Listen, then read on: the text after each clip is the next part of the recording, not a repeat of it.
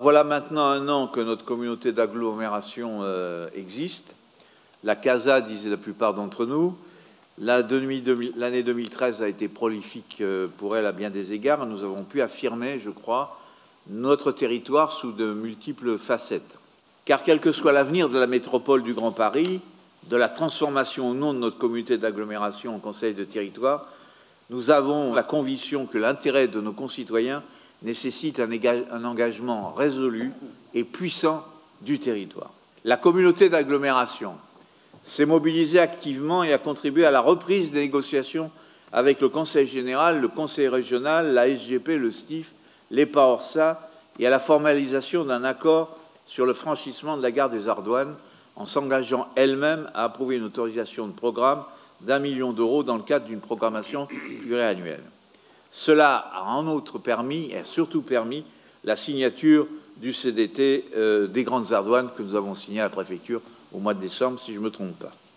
Conjointement, nous sommes engagés dans le CDT du Grand Orly. La communauté d'agglomération Seine-Amont et la ville d'Orly partagent la volonté commune d'agir en faveur du développement économique, de l'innovation et de l'emploi sur leur territoire. Vous savez que nous avons toujours été ouverts à d'autres villes et un travail avec Orly s'est donc mis en place, sans que pour autant Orly soit aujourd'hui dans la communauté d'agglomération. La signature d'une convention marquera la volonté de la communauté d'agglomération de s'affirmer comme territoire central du Grand Paris en renforçant ses relations avec les communes limitrophes et ainsi favoriser le développement économique, l'innovation et l'emploi sur notre territoire. Un partenariat emploi avec la SGP et le Conseil général en vue de l'arrivée du Grand Paris Express est en cours d'élaboration. Selon une étude de la SGP, la période des travaux du GPE mobilisera environ 20 000 personnes par an pendant 10 ans. Je soulignerai ici que j'ai écrit au Premier ministre et au Premier ministre avec vous, Président de la République, concernant le remplacement éventuel du président de la SGP, pour dire qu'en période où nous commencions véritablement à rentrer dans la phase active du Grand Paris Express, il était quand même anormal que l'on enlève quelqu'un de cette qualité-là, de ce préfet de cette qualité-là, et pour le remplacer par une autre personne nommée dans les conditions que l'on sait. 2014, et on y reviendra tout à l'heure, est l'année de mise en œuvre de la compétence de développement économique suite à la décision du Conseil communautaire. Avec ce débat d'orientation, nous fixons donc une feuille de route. Il nous faut travailler donc au maintien, au développement des activités industrielles, à la réalisation des entreprises impactées dans les opérations d'aménagement, à l'accueil de grands services publics, à l'accueil des activités à forte valeur ajoutée, au développement de la recherche et de l'enseignement supérieur comme levier de l'innovation et de renforcement des filières structurantes du territoire, vous connaissez, qui sont Cluster O, la Silver Valley, Material Pole, biotechnologie et bien d'autres encore. Ce développement doit se réaliser dans une logique naturellement de retour aux habitants en termes d'emploi. Les orientations qui vous sont donc proposées pour 2014 permettront la réalisation de la première tranche d'action transférée, avec notamment la mise en œuvre du cluster O, le centre d'appui, la mission d'assistance pour les fonds FEDER, les subventions aux partenaires économiques. Je pense entre autres à Espace pour entreprendre, Val-de-Marne Actif pour l'initiative, Défi mécatronique, Elastopol, Matériopol, l'Agence de développement du Val-de-Marne ou encore le pôle allongement de la vie et soliage. Nous allons également résolument engager la communauté pour la réussite de la plateforme Charles Foix d'Ivry et le centre de l'entrepreneuriat à Chantilly. La plateforme Charles Foix, c'est un projet majeur pour le territoire. Il contribue au développement d'une des filières d'excellence du territoire. Il répond d'ailleurs aux enjeux immobiliers pour les PME et les start-up, ce qui ne nous est pas indifférent, loin de là.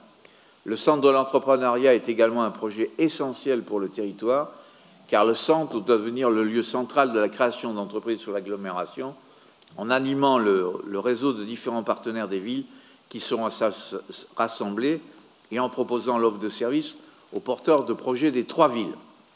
La réalisation d'un observatoire économique permettra d'aider au suivi des entreprises, de leur base fiscale et contribuera à la promotion que nous voulons dynamique, que ce soit par la participation à différents salons comme le CIMI, Technicov ou Metinov ou encore par différents autres événements. Les objectifs poursuivis pour un développement économique équilibré, respectueux de l'histoire du territoire et à fort potentiel d'emploi nécessitera une intervention financière nouvelle de la communauté, ce qui n'existait pas aujourd'hui.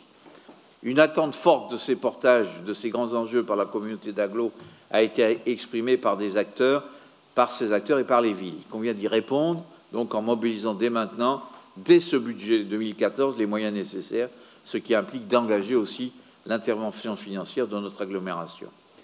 Le territoire est confronté à l'enjeu majeur de la production des projets d'immobilier de bureaux, d'activités programmées dans les grandes opérations d'aménagement que j'ai déjà évoquées, Quartier du Port à Choisy, Ardoine-Lugo, c'est-à-dire le grand CDC, Ivry-Confluence.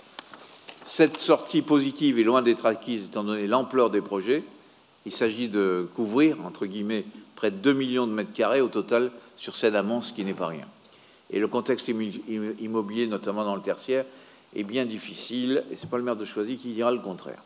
Ceci rend d'autant plus urgent et indispensable une intervention sur le titre d'immobilier, son montage technique et financier, sa vocation davantage en lien avec les axes stratégiques du territoire pour sortir des schémas traditionnels de ZAC qui permettent assez peu la production d'immobilier PME et qui montrent leurs limites. Avec Ivry, nous devons soutenir le projet de campus économique et universitaire dédié au thème de l'eau et de l'environnement.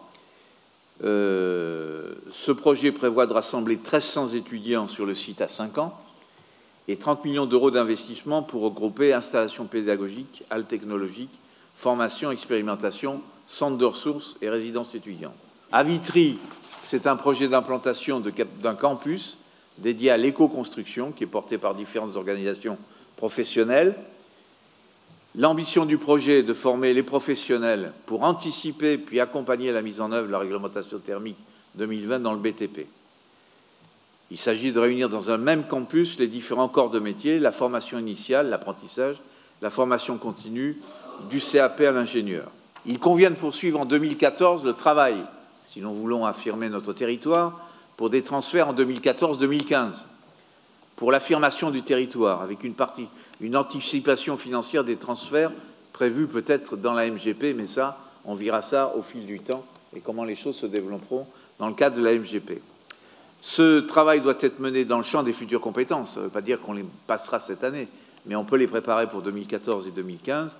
Habitat, aménagement, ZAC métropolitaine, développement culturel. En anticipant les transferts avec l'objectif de les réaliser, notamment financièrement, de façon maîtrisée et non subie. Il peut être également engagé pour des compétences non métropolitaines pour lesquelles une mutualisation entre nos villes serait opportune stratégiquement, financièrement, dans le cadre d'un rapprochement et d'une meilleure efficacité et sans doute aussi peut-être d'économie.